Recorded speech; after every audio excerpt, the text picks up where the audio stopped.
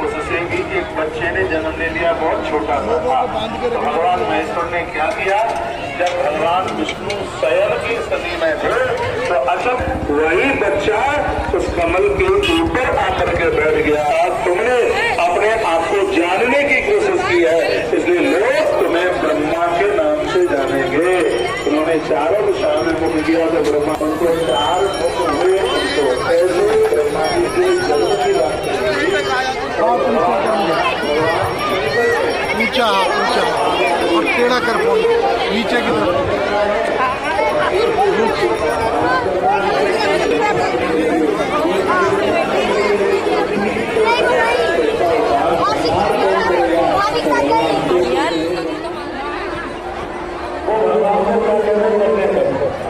आप मंदिर में जाए तो कहेंगे जनरेटर भगवान तुम्हारी जय हो, जनरेटर भगवान तुम्हारी जय हो, जनरेटर भगवान तुम्हारी जय हो। कैसा लगेगा बताइए? जैसे मंदिर में जाके जनरेटर भगवान बोलते हैं, प्रणाम है जैसे भगवान को जनरेटर बोलने में जैसा लगता है। तो भैया राम कीजिए। अल्लाह सुन रहे हैं कि नहीं?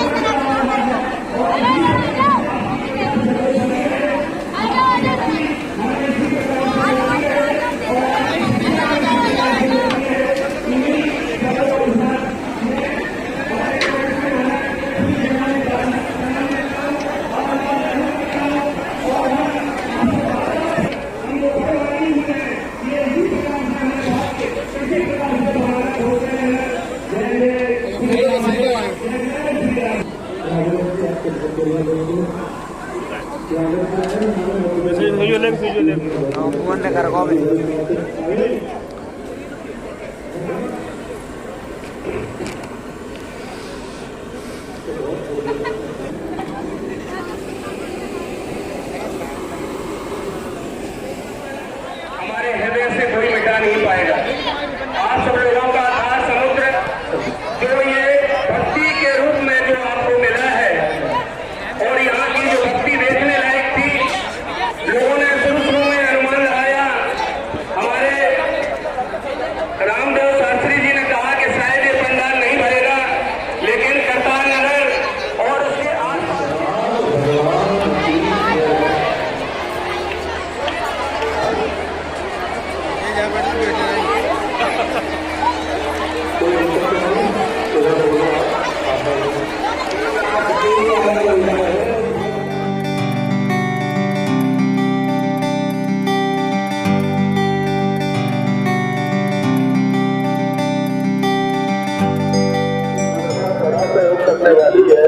आपका नाम क्या है भाई साहब? नवीन जोशी। नवीन जोशी जी। जोशी जी, आज ये जो आयोजन हो रहा है इसके बारे में थोड़ा सा बताएंगे? ये आयोजन शिव महापुराण का कौशिक जी महाराज के द्वारा ये इसकी कथा सुनाई जा रही थी। ये 15 दिन का प्रोग्राम था, लेकिन इसको 17 दिन 2 दिन एक्सटेंड कर दिया गया है। अमावस्या तक आज समापन है इसका। और आज विशाल भंडारा, जिसमें 200 क्विंटल खाने की व्यवस्था की गई है कि सभी दिल्ली एनसीआर और देश विदेश से लोगों को आगे आमंत्रित किया गया है कि आप आएं और यहाँ पर प्रसाद का ग्रहण करें।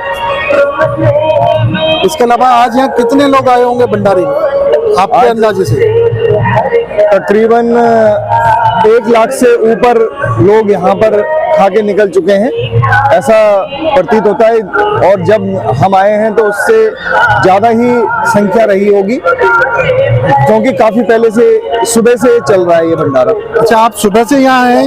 सुबह में आया था मैं, फिर उसके बाद चला गया था किसी काम से, लेकिन दोबारा आने का सौभाग्य मिला। और जब देखा तो ये बहुत ही विशाल, अति विशाल भंडारा कंटिन्यू चालू है। तो आज इसका समापन हो रहा है? आज इसका समापन है। कितने बजे तक अभी भंडारा और चलने की उम्मीद है? ये रात्रि 12 बजे तक लगता है कि अभी कंटिन्यू चलेगा। अभी खाने की भरपूर व्यवस्था है। कौशिक जी महाराज कह रहे थे जब तक आखिरी व्यक्ति रहेगा तब तक भंडारा बनता रहेगा और चलता रहेगा। बिल्कुल बिल्कुल, और उनकी बात बिल्कुल सत्य है। जिस तरह से हमने देखा वहाँ पर खाने के प्रसाद की पूर्ण व्यवस्था है और ट्रक के अंदर, ट्रॉलियों के अंदर सब्जियां, पूरियां, मालपुआ, खीर सब वितरित किया जा रहा है और जितने भी भक्त हैं उनको पूर्ण अनुभूति हो रही है, अच्छा प्रसाद ग्रहण हो रहा है। बहुत बहुत धन्यवाद जोशी जी। हर घर महादेव, हर हर महादेव। नौवीं ज्योतिर्लिंग है भगवान बैजनाथ। रावण राक्षसो महानी मान परायण। रावण ने एक दिन कैलाश के सहित महादेव को ऊपर उठा लिया और कहा देखो तुम्हारे चेहरे में कितनी ताकत है, तुम्हारे मकान के सहित तुमने उठा लिया है।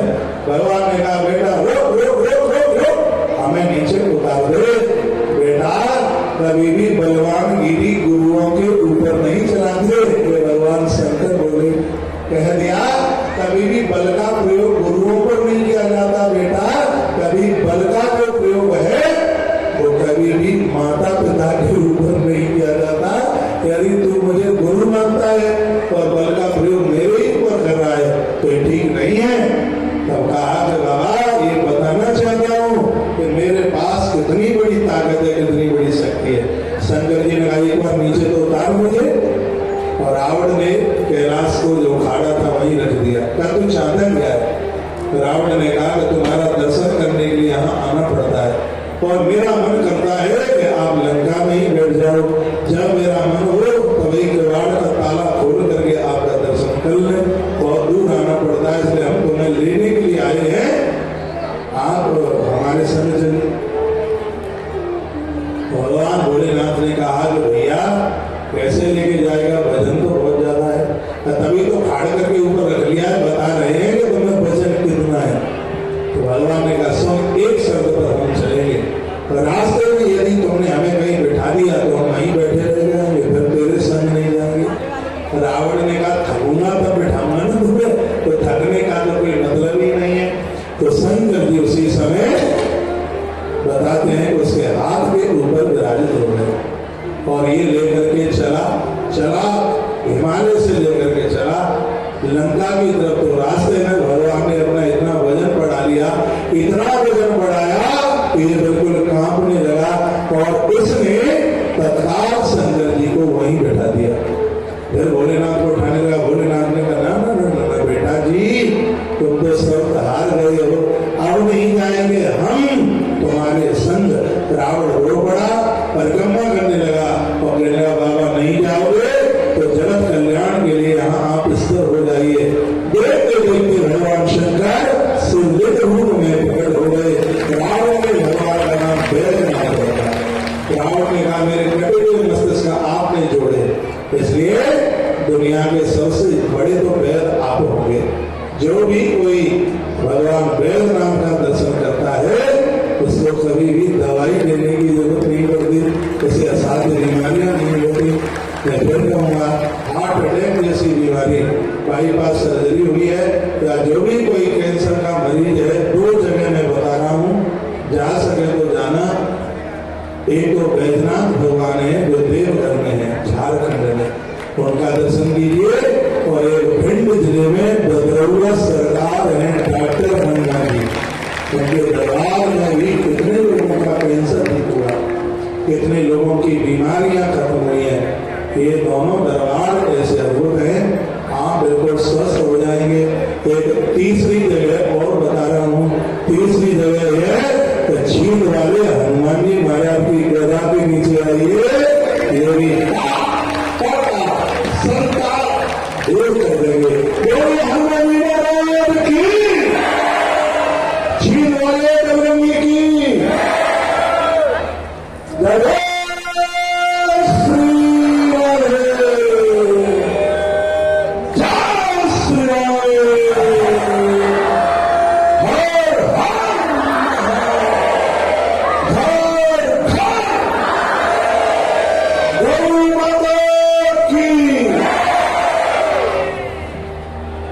पूरा जो राजी लगवा लोगे तो कल का बोलेंगे, कल महामूली मध्य प्रदेश में जाके कर वहां की कथा भी बड़ी अद्भुत है। कल ही कृष्ण जन्म हो जाएगा। 5 दिन कथा वहां से कृष्ण जन्म पर ही होने वाली है। नंद के आनंद हो, जय कन्हैयालाल। यदि वहां के भक्त में सुन रहे हो तो आप जरूर आइएगा। और ये आपने सुनी भगवान बैजनाथ भगवान की उत्पत्ति।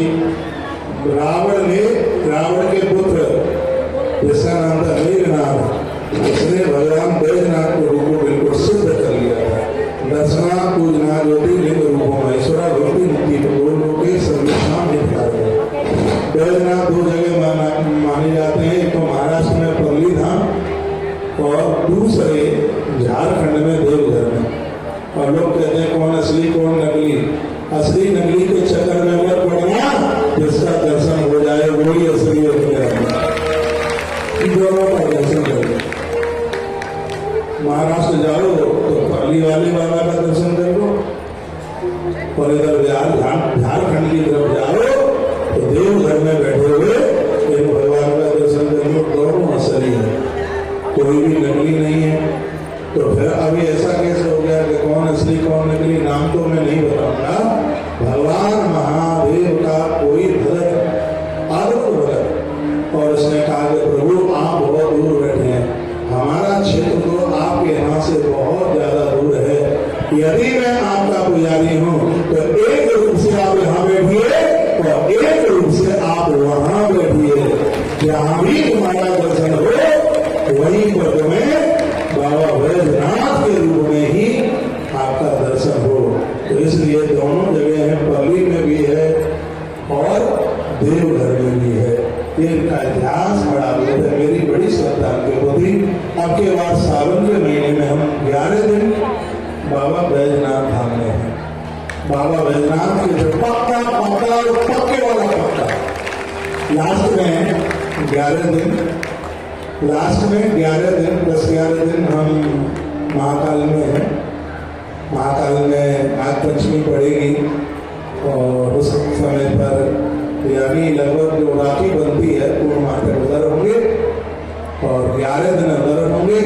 और बीच के जो 8-9 दिन हैं ये किसी बहुत बड़े शहर में गौ महामहोत्सव करेंगे। तो गैया का उत्सव होगा तो वही लाख गैया पूरी होगी। जिस स्टेट में हमारा आगमन हो समझ लेना कि वह कार्यक्रम बिल्कुल आपका ही है। बहुत जल्दी हम हरियाणा में भी आ रहे हैं। चंडीगढ़ की पावन धरती पर बहुत बड़ा गौ महामहोत्सव होगा। पंजाब में लुधियाना की धरती पर, यूपी में आगरा और मैनपुरी। यदि चुनाव की वजह से अनुमति नहीं मिली, परमिशन नहीं मिली, तो जिस तारीख को यहाँ से घोषित किया गया है तो 15 दिन का विशाल गौ महामहोत्सव नेपाल काठमांडू की धरती पर होगा। बहुत बड़ी भीड़ होगी यहाँ की। और वहाँ की महिमा इसलिए ज्यादा है कि वहाँ बाबा पशुपतिनाथ भगवान बैठे हैं। आज ही मैंने बोला है 51 पीठ का पूरा फल कब है? जब माता वैष्णो देवी का दर्शन करें। और 12 ज्योतिर्लिंग का पूरा फल तब है जब बाबा पशुपतिनाथ भगवान का दर्शन आप करें। अभी तो कुछ दिनों के बाद परमिशन आने वाली है, भगवान करेगा तो आ जाएगी, और नहीं आएगी तो हमें तो कोई टेंशन नहीं। हमें काय का टेंशन है? हम तो मस्त मौलाए बाबा सो जा घर में टांग पसारे बा घर में। हमें कोई टेंशन नहीं है रत्ती भर भी। पूरा का पुराना टेंशन होता ही नहीं है। टेंशन को चला गया, हमें काय का टेंशन है? तो आयोजन जरूर होगा, कहीं भी कहीं होगा, चाहे तो मैनपुरी की धरती पर और चाहे भगवान पशुपतिनाथ की धरती पर। और हमारा हृदय क्या बोल रहा है? मैनपुरी वाले पुराना माने। मैं तो ये सोच रहा हूँ कि परमिशन कैंसिल हो जाए तो ज्यादा बढ़िया है, क्योंकि पशुपतिनाथ भगवान की धरती पर आयोजन करके आ गया। मैनपुरी तो घर में दूर कहाँ है, यहाँ तो चैन चौकर में। एक हृदय की तो भावना है कि हो जाए परमिशन कैंसिल और मैनपुरी की जगह पर ये कार्यक्रम हो जाए। नेपाल में काठमांडू में नेपाल के भाई बहन अति प्रसन्न हो रहे हैं। जैसे मैंने 3 दिन पहले अनाउंस किया है, उन्हें भारी खुशी हो रही। यहाँ से ज्यादा बेटो तो वहाँ में कथाएं करके आए, बहुत भारी लोग हैं। वीरगंज है वहाँ पर, अरे यहाँ तक पश्चिम बंगाल तक सिल्लीगुड़ी तक के भगत वहाँ चल के आ जाते हैं। मौका आपको भी मिलेगा। जब सूचना आपको मिले तब आप भी दौड़े चल करके आ जाए। आ जाइएगा। ये 10वें ज्योतिर्लिंग है नागेश्वर। ये कथा कैसे प्रकट हुई था? संप्रोक्षामि नागेशा के